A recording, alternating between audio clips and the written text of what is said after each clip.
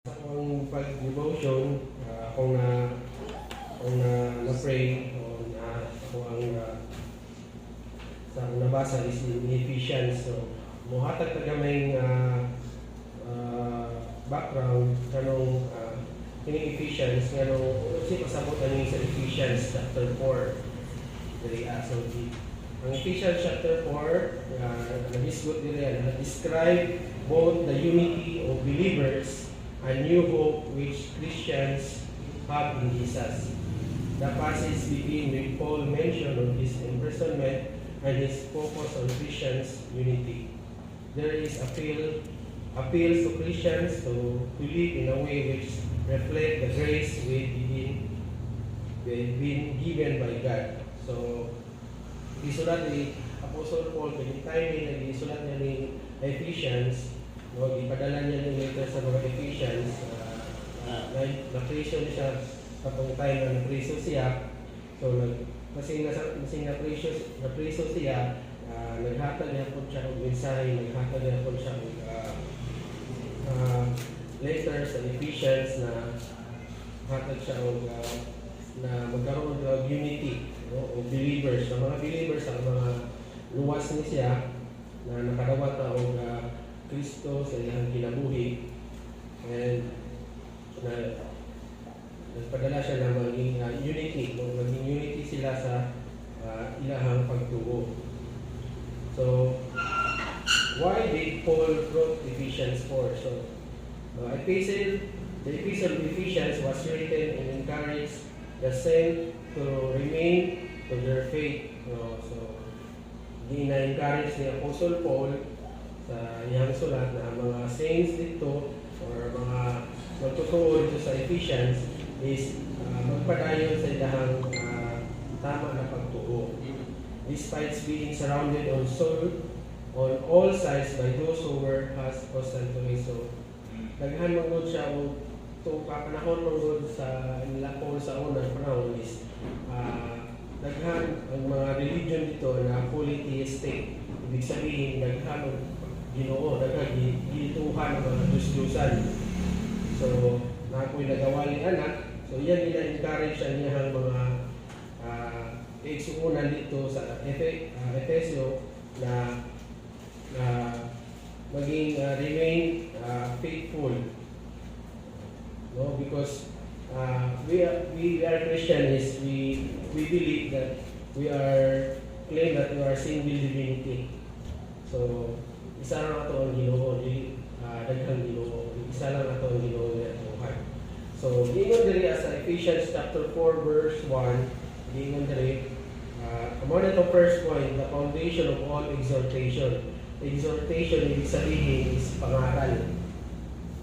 Sabi sa Ephesians 4:1, I therefore, the prisoner of the Lord, beseech. So, ibig sabihin na beseech urgently, that you walk worthy. Worthy is karapat-dapat of the vocation. So, unsa man ang vocation pasabot nila is your calling, your mission, or purpose, where you are called. So, therefore, Paul spent the 3 chapters spelling out in the glorious details all God did for us freely by His grace. So, kung basahon niyo rin chapter 1, 2, 3, ipasabot ni Apostle Paul kung unsa ta ginuwas sa Ginoo, no? For by grace, no, sabi nga sa Ephesians 2, for by grace are you saved through faith, not of your works, lest any man should boast. So ipasabot niya dili na ipasabot bago na abot ng chapter 4, iya sa ipasabot about kung unsa ta gihatagan og grasya sa Ginoo, grace or kaluwasan. So, grace is unmerited favor, something that you don't deserve, but God give you a favor. Now, we bring a call to live right. So, prisoner, so meron kayo si Apostle Paul, sa Ephesians 1, na I am prisoner. So, ipasabot niya sa Ephesians chapter 1 na for I am for this cause, I, Paul, the prisoner of Jesus Christ, for you Gentiles. So, karon tayo na sa Ginoo no ganina na si Apostle Paul is na-prison ni siya, no, a prisoner of Lord Jesus Christ. Na-prison siya tungod sa pagwali niya sa about Jesus Christ. So, yan ipasabot diri na walk worthy of your calling. So, ibig sabihin dapat nato ang sabot mo na niya about sa vocation is dili siya vocation na unsa imong course or unsa imong na naabot is ibig sabihin na ni is kung gitawag ka sa Ginoo, no, ipasabot ani worthy of your vocation, gitawag ka sa Ginoo sa purpose. So kita yung atong ikuan is gitawag ka sa Ginoo as to be Christ-likeness. Mao may gusto ipaabot ni Apostle Paul dali na mangilabuhi ta sama sa atong Ginoo na si Jesus Christ, Christ-likeness. So awato na to ang iyahang ang pagpakinabuhi as a Kristohanon. Walk worthy of your calling which you are called when we really understand how much God did for us. So we will naturally want to serve and obey. So mao ba na maging mao ba ang gusto ipasabot ni Apostle Paul na maging mag-serve ta siya and obey, obey the commandments. No, duha na commandments sa gihatag ni Jesus Christ. Love your God with all your heart, with all your mind, with all your soul. Ikaduha, love your neighbors. So nag-obey lang ta, dili pinaagi lang sa dahil tungod mag-obey ta kay makadawat mo ta sa kalawasan. So dili lang na siya pasabot na magbuhat lang ta tungod kay makadawat anak kundi ay paagi na sa ato ang kinakasing-kasing na itong ibuhat tungod sa paglaban ito sa Ginoo. So beseech, ibig sabihin ng beseech diri is in 1 Corinthians 4:16, wherefore I beseech you be a followers of me. So ingon ni Apostle Paul na maging urgently na nagmaka ibig sabihin na hindi na niya na maging follower ta ni Jesus Christ as a follower. Same sa gibuhat ni Apostle Paul na gipalo niya si Jesus Christ. So walk in Ephesians chapter 5:12, and walk in love as Christ also he loved us. So nakita mo rin na we walk in love as Christ loved us and had given himself for us, and offering a sacrifice to God. So we all know na kung sa wala pa nakagawa ni Jesus Christ sa pangikuan is we believe na ano ta naluwas. So through grasya sa Ginoo. So usa dapat na itong buhaton kung para makaabot ang kalawasan, buhaton na si Jesus Christ as Lord and personal Savior. No? Atong tuhan kung sa to yang gibuhat sa cross of Calvary, no? Namatay siya sa tuwa para sa tuwa magsala, and after 3 days nabanhaw siya. So tuhan na to, no? So ang sabot na is si Jesus Christ is the perfect sacrifice sa tuwa sa tuwa sa tabangan sa Ginoo.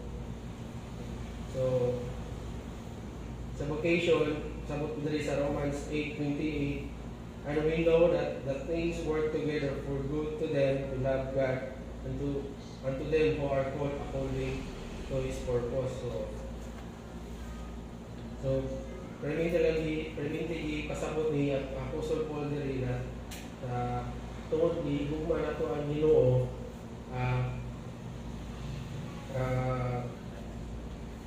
ato ang buhaton according to His purpose. So pinaagi sa iyahang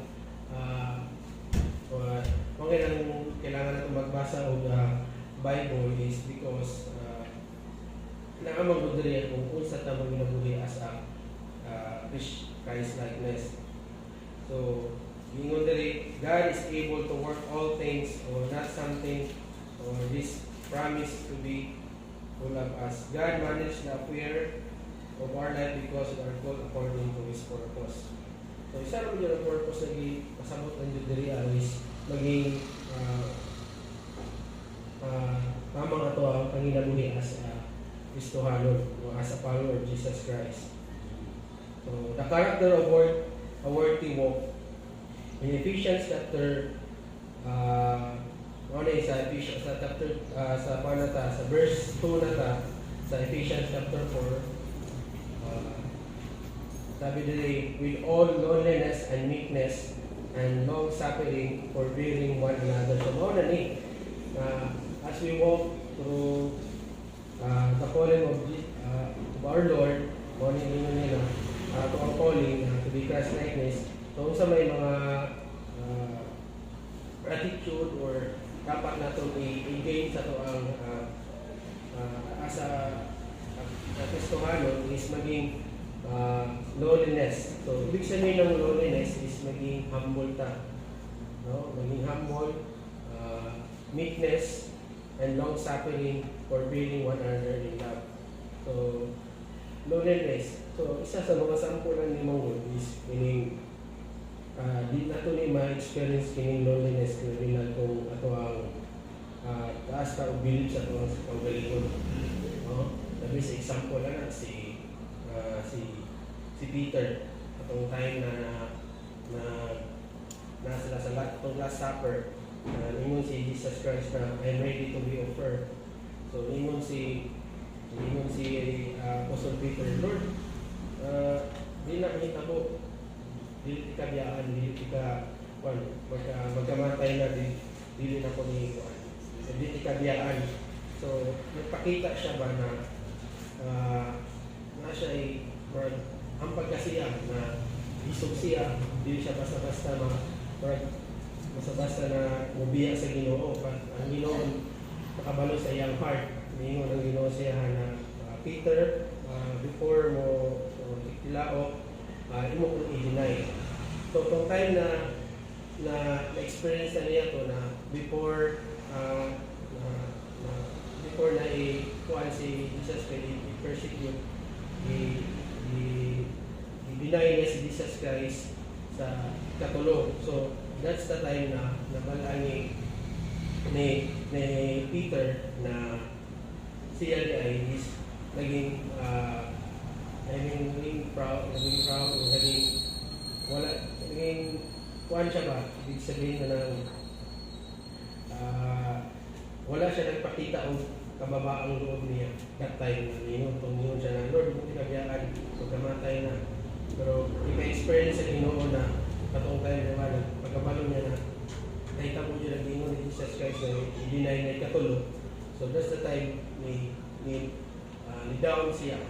Ni-down na niya ang niyang pagka-strong.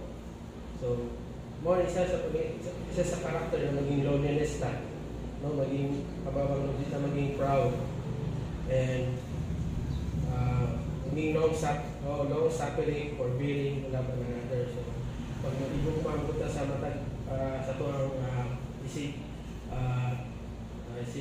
tao or mga igsuunan is mo aging tao suffering or mo hatag tao kini sakripisyo. So in order to love, kung pakita na ito ang love, so hatag ito ang effort with loneliness and gentleness. So a worthy walk before God. So mao din ang karakter ang gusto na ipasabot o maging attitude nimo na maging worthy ka sa pagsunod sa Ginoo. Exhortation is a strong encouragement. Loneliness in Numbers chapter 12, ningon diriya, now and Moses was very meek above all men which were upon the face of the earth. So isa po ni si Moises ang best example na very meek, no? Despite sa iyang mga kabanan sa mga Israelites na we all know that nakinig sa mga gahigulo, but taas kayo pasensya si Moises na mag-guide ng mga Israelites. Kung ingon po din sa Psalms 138, sample sa loneliness na, Thou the Lord be high, ye hath respect unto lowly, but the proud he knoweth apart. So, ingon diri sa Psalms 138 na the Lord, He respect unto lowly. So, ako dili kayo kini nga may pagrespeto atong Ginoo sa tuwa akong tita, maging pinugsanon, no? May pinugsanon, but the proud he know it apart of. So, kung mga proud sa ilang sarili is layo ang iyahang magtanaw sa inyo sila. The best Christian have to need to bear